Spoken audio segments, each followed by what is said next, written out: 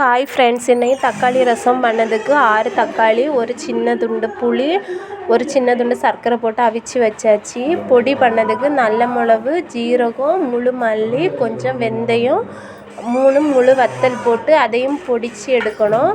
அடுத்து வெள்ளைப்பூடு, ஒரு 2 பச்சை மிளகு, அதையும் நச்சு வச்சுட்டு நம்ம பொடிக்கக்கூடிய 1 டீஸ்பூன் போல் பேபி ரசப்பொடி, 1/4 டீஸ்பூன் போல் மஞ்சள் பொடி போட்டு வச்சுருக்கேன். அடுத்து தக்காளி பழத்தையும் மசிச்சு வச்சாச்சு. அடுத்து ஒரு சீஞ்சட்டியில் எண்ணெய் விட்டு, எண்ணெய் காஞ்ச உடனே கடுகு வெந்தயம் போட்டுட்டு ரெண்டும் பொரிஞ்ச உடனேயே நம்ம நசிச்சு வச்சுருக்க வெள்ளைப்பூடு பச்சை மிளகு போட்டு அது 1 நிமிஷம் பச்சை வாடை போன உடனே பொடிச்சு வச்சுருக்க பொடி அதையும் நம்ம போட்டு 2 நிமிஷம் நல்லா வதக்கணும். அது வதங்கின உடனே நம்ம மசிச்சு வச்சுருக்க தக்காளி பழம், அதுக்கு கூட வெட்டி வச்சுருக்க மல்லி இலை அதையும் போட்டு வதக்கிக்கிட்டு, அடுத்து எடுத்து வச்சுருக்க அந்த தக்காளி பழம் அவிச்ச தண்ணி அதையும் போட்டு நம்ம தேவையான அளவு ரசத்துக்குள்ளே தண்ணியும் விட்டு தேவையான அளவு உப்பும் போட்டு ஒரு 2 நிமிஷம் கொதிக்க வச்சு எடுத்தால் நமக்கு தக்காளி ரசம் ரெடி. பாய்.